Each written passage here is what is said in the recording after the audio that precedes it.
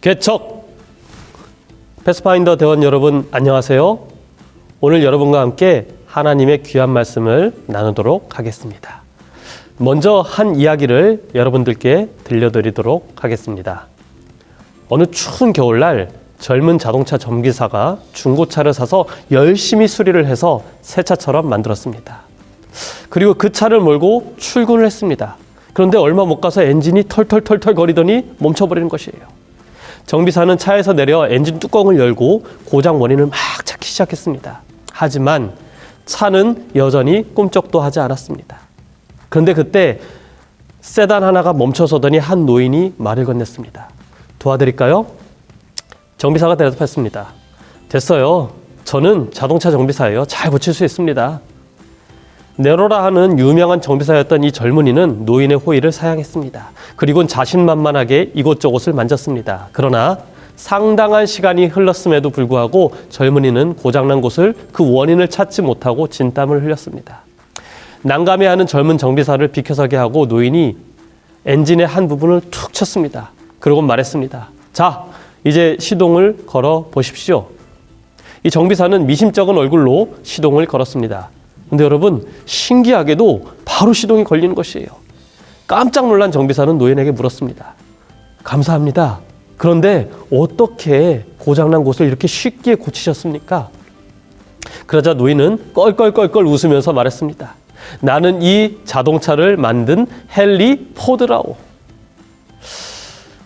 여러분, 이 실력 있다고 자부하는 정비사가 자신의 자동차를 고치지 못할 때 이 한 노인이 쉽게 고칠 수 있었던 이유가 무엇이죠?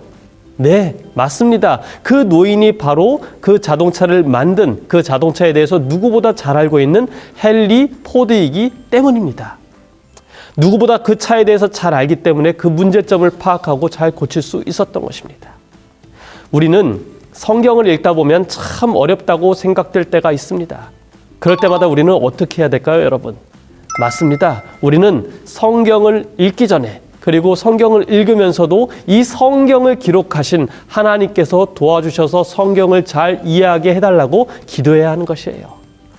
디모데후서 3장 16절에 이런 말씀이 있습니다. 모든 성경은 하나님의 감동으로 된 것으로 교훈과 책망과 바르게 함과 의로 교육하기에 유익하니. 다른 성경자 하나 더 보도록 하겠습니다.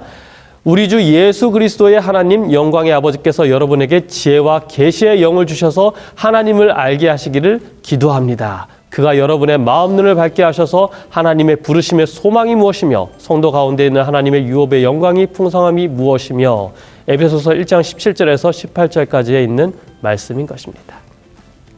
하나님이 성경 기자들을 통하여 기록하신 이 성경을 성령 하나님의 도움으로 잘 이해하게 해달라고 기도하면 우리가 성경을 읽을 때 아무리 어려운 부분이라도 더 잘 이해할 수 있습니다. 그리고 그렇게 성경을 깨달으면서 읽으면 우리는 더 지혜로운 대원들이 될 수 있는 것이죠. 그런데 우리가 성경을 읽기 전에 기도하면서 꼭 빠뜨리지 말아야 할 것이 하나 있습니다. 그것은 무엇이냐면 바로 성경을 읽을 때 그 얻게 될 중요한 교훈을 깨닫는 것도 중요하지만 그 말씀에 순종할 수 있도록 힘과 마음을 달라는 것이에요.